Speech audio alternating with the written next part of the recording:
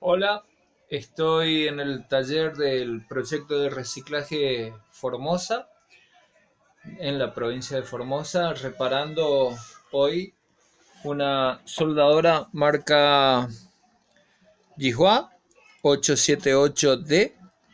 Y el problema que tenía esta impresora era el componente, que lo van a ver bien en este lado. Es un BT137.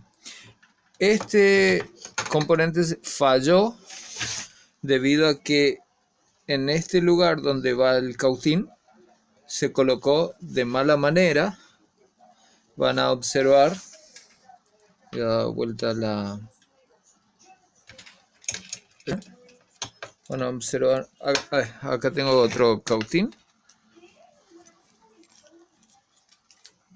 Este cautín tiene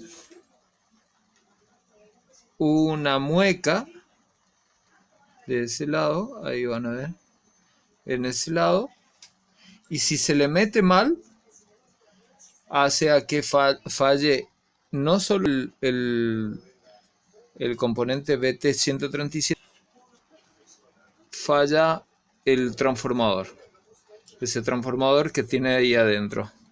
Así que consejo, antes de conectar el cautín al Yihua 878D, tienen que ver bien la mueca que tienen acá. Esa mueca coincide con otra mueca que tienen. De esa manera van a poder conectar y prevenir a que se descomponga el componente y el transformador. Ahora esta está reparada, así que éxito, saludos.